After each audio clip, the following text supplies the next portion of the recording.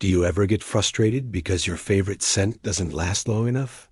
Do you sometimes wish you could just capture the essence of a smell so that you could keep it with you forever? Well, today you can learn all about the ancient Egyptians and their everlasting obsession with perfume. This is boring history for sleep. And now let's go back in time to meet some smelly people. It's 3000 BC, and you are standing in front of the Great Sphinx, staring at the pyramids being built nearby. You don't really know why they're doing this, but Khufu seems like a nice enough guy. So when he offers you a scented lotus flower, you take it and inhale deeply. It smells like paradise. What is this stuff? Khufu says it's called perfume. And to be honest, you've been seeing it everywhere.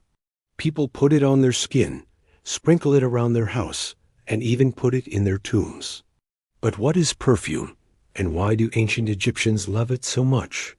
You see, perfume is basically a mixture of pleasant-smelling liquids that people wear to smell good.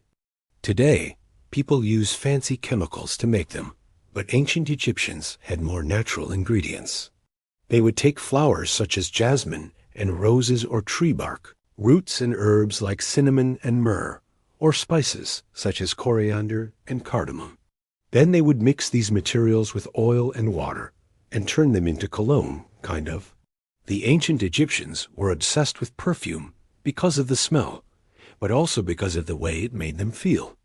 When you smell something wonderful, what do you think? You might think of a lovely garden full of flowers, or maybe a nice cup of hot cocoa on a cold winter's day. Our brains link smells to memories and emotions.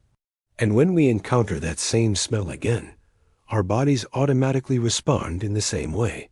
The ancient Egyptians knew this, and they used this knowledge to transform their lives through perfume. Back then, hygiene was not so great, and people didn't wash themselves very often. Also, toilets didn't exist, so people would relieve themselves pretty much everywhere. Now imagine you lived in a small village, and every day you walked down the street and smelled garbage, dirty people, and well, other stuff. Would you want to smell good too? Of course you would. It's human nature to want to cover up bad smells. But ancient Egyptians took it a step further. They loved how perfume made them feel. When they smelled a lovely fragrance, they felt clean, happy, and confident. Some perfumes even contained ingredients that made you feel energized, while others calmed you down.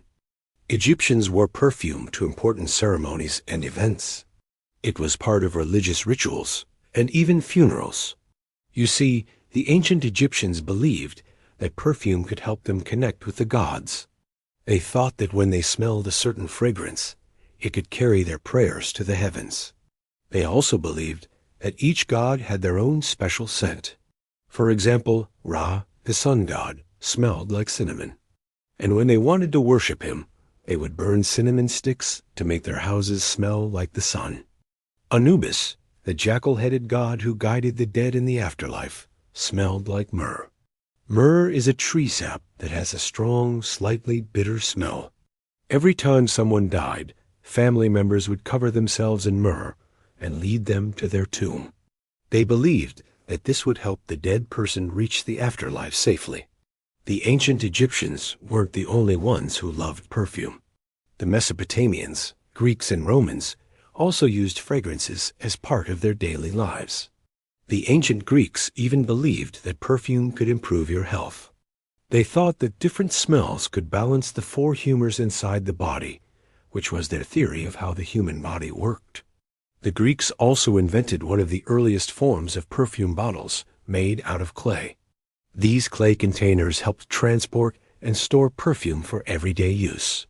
The Egyptians, though, loved their scents so much that they created some pretty wacky ways to keep their smells around. Have you ever seen those little fabric sachets that you can put in your closet to make your clothes smell fresh and nice? The ancient Egyptians did something similar. They would stuff dried flowers and herbs into pieces of cloth and hang them from their walls.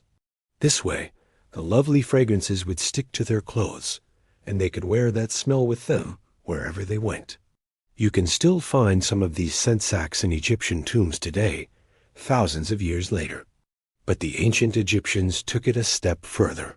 What if you could make an entire room smell like paradise? Today, we have fancy air fresheners to make our houses smell good. But in ancient Egypt, there was no plug-in or spray needed. All you had to do was walk into a room full of running water and bam, instant freshness. See, ancient Egyptians had a clever trick. They would fill rooms with water and then hide fragrant flowers and plants in the pipes.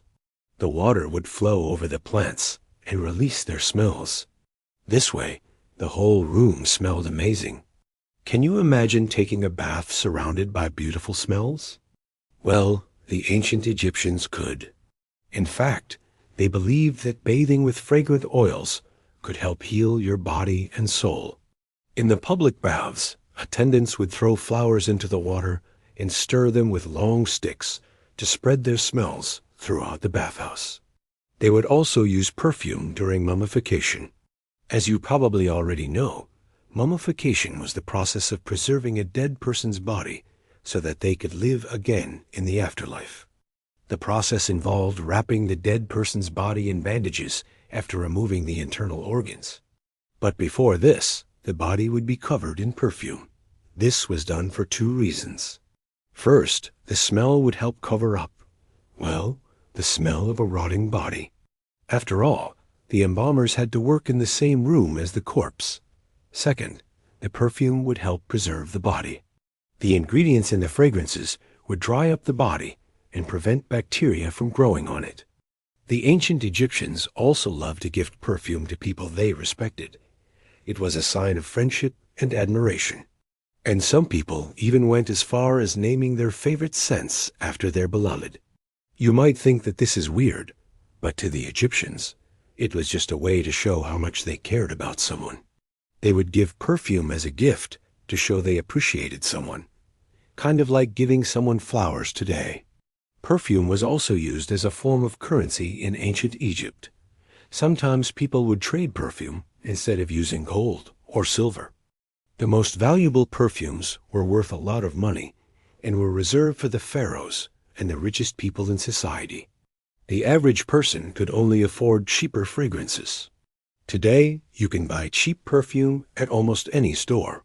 But in ancient Egypt, the price of perfume depended on where you bought it. If you wanted the finest fragrances, you had to travel to a special city. See, there was one place in particular that the ancient Egyptians traveled to get their perfume, the modern-day Lebanon. Back then, the mountains of Lebanon were full of fragrant plants and trees. People would go there to collect materials for making perfume. The ancient Egyptians weren't the only ones who loved these fragrances.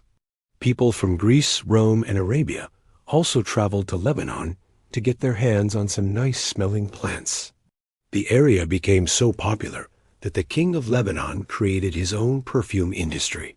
He hired people to grow fragrant plants and turn them into delicious-smelling liquids.